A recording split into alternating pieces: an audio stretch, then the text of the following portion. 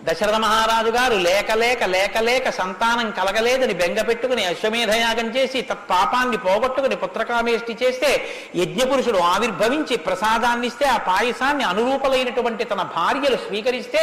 పెద్ద భార్య అయినటువంటి కౌసల్యాదేవి యొక్క గర్భాన్ని జనించినటువంటి సాక్షాత్ విష్ణు స్వరూపుడైన ధర్మాత్ముడైన రామచంద్రమూర్తి పినతల్లి అయిన కైకమ్మ 14 సంవత్సరములు అరణ్యవాసం చేసి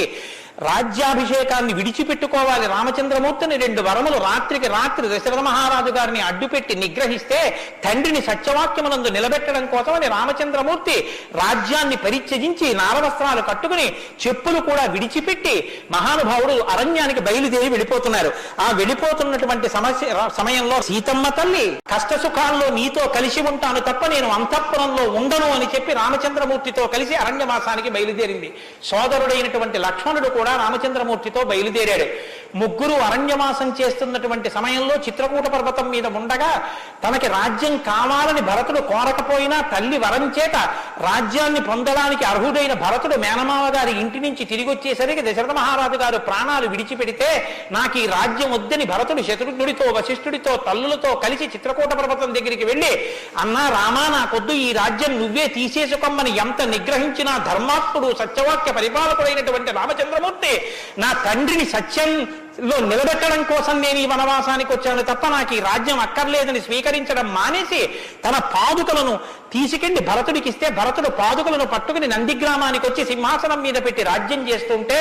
మహానుభావుడు చిత్రకూట పర్వతం మీదే ఉన్నట్టయితే వచ్చినటువంటి తల్లులు సోదరులైనటువంటి భరత శత్రుఘ్నులు జ్ఞాపకానికి వస్తారని చిత్రకూటాన్ని విడిచిపెట్టి దండకారణ్యంలో ప్రవేశించి ఉన్నటువంటి సమయంలో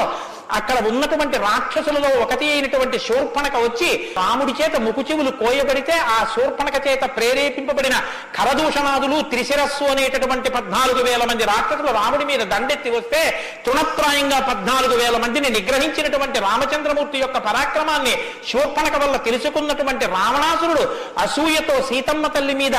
మోహంతో సీతమ్మ తల్లిని అపహరించి తీసుకుని వెళ్ళిపోతే ఆగ్రహించినటువంటి రామచంద్రమూర్తి శబరిని దర్శనం చేసి తర్వాతి కాలంలో సుగ్రీవుడితో స్నేహం చేసి వారిని నిగ్రహించి దశ దిశలకి వానరుల్ని పంపిస్తే దక్షిణ దిక్కుకు వెళ్ళినటువంటి హనుమ సీతమ్మ తల్లి యొక్క జాడ కనిపెట్టి 100 యోజనముల సముద్రాన్ని దాటి ఈవలి ఒడ్డుకు వచ్చి రామచంద్రమూర్తికి సీతమ్మ క్షేమవార్త చెప్తే